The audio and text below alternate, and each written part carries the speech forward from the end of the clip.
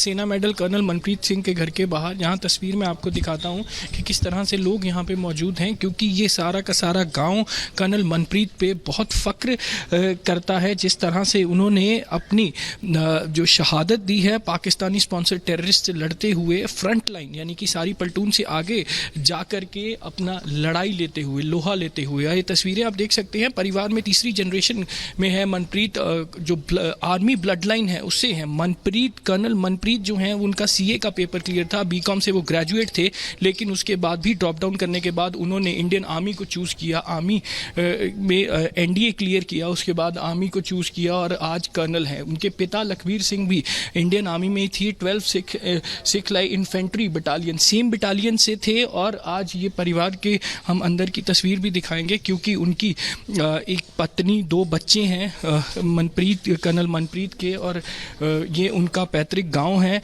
जहां पे परिवार से मिलने के लिए लोग यहां पहुंचे हैं। उनके भाई भी यहां पे हैं, उनके चाचा के बेटे, बहुत सा परिवार के ऐसे लोग हैं जो लगातार आर्मी में थे, कुछ रिटायर होके आ चुके हैं और मनप्रीत, कर्नल मनप्रीत अभी भी वो सर्व कर रहे थे। और सबसे बड़ी बात, पिछले कुछ दिनों से कर्नल मनप्रीत जो थे वो अपने परिवार से बातचीत कर रहे थे, अपनी किताबों के बारे में बातचीत कर रहे थे, क्योंकि वो फर्दर जो टेस्ट है उसको देने की बात कर रहे थे। अपने परिवार के जो उनके कज़न भाई थे उनसे बात कर रहे थे कि ये जो है वो पढ़ाई करने की शुरुआत करने हैं। उनके भाई यहाँ पे मौजूद हैं, हम उनसे बातचीत करने की कोशिश करेंगे। आपकी आखिरी बात कब हुई थी कर्नल साहब? परसों की थी 12 बजे। क्या बातचीत हुई थी?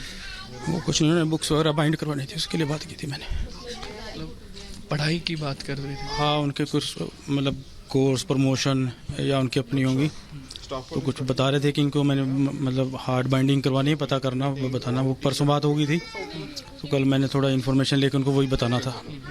कल बेल गई थी 12 बजे, लेकिन कल उन्होंने फ़ोन नहीं उठाया, परसों हो गई थी बात।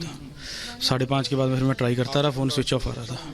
शुरू से ही कर्नल जो मनप्रीत थे वो बहुत पैशनेट थे इंडियन आर्मी के लिए, जिस तरह से उन्होंने सीए छोड़ के इंडियन आर्मी को चूज़ किया था। हाँ जी, हाँ जी। के बाद उनका सीए का एग्ज़ाम भी क्लियर हो गया। हाँ, मतलब वो बिल्कुल लाइन स्ट्रीम डिफरेंट थी, लेकिन वो एनडीए का ट्राई किया था, उसमें नहीं हुआ, फिर सीडीएस। क्या बात हुई? नॉर्मल। आपकी फैमिली में ये तीसरी जनरेशन थी इंडियन आर्मी की? हाँ जी, फादर भी थे, दादाजी भी थे, उनके ब्रदर भी थे। आपको इस गली में हर घर में ही मिल जाएगा, जिसमें नहीं भी है तो बैकग्राउंड में कोई ना कोई है यहाँ पे। फ़ख्र है कि शहीद कर्नल सेना मेडल। हाँ, फ़ख्र एक साइड है, जो लॉस्ट है वो एक साइड है, वो कंपनसेट नहीं हो सकता, हम मैच नहीं कर सकते। मैच कर सकता। साथ साथ पूरा देश शोक मना रहा है। हाँ जी। सरकार से कुछ कहना चाहेंगे, कुछ मांग करना चाहेंगे, कोई मैसेज देना? नहीं, कुछ नहीं है हमारा।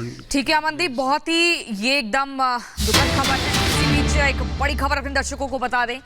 फारूक अब्दुल्ला ने पाकिस्तान से बातचीत की पैरवी की है, कहा है कि घमंड छोड़कर बातचीत करनी चाहिए, लड़ाई से अमन नहीं आता है, लड़ाई से कोई मसला हल नहीं हुआ है। तो फारूक अब्दुल्ला की तरफ से तमाम बातें कही गई हैं और कहा है कि लड़ाई से देख लीजिए क्या हुआ यूक्रेन का। यहाँ पर रूस और यूक्रेन का हवाला भी दिया गया।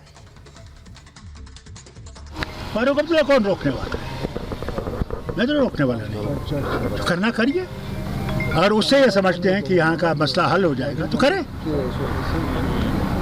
मैं आपको ये बता दूं, लड़ाई से कोई मसला हल ना हुआ है। 4 जंगें पाकिस्तान ने की हैं, बॉर्डर वहीं पे खड़ा है।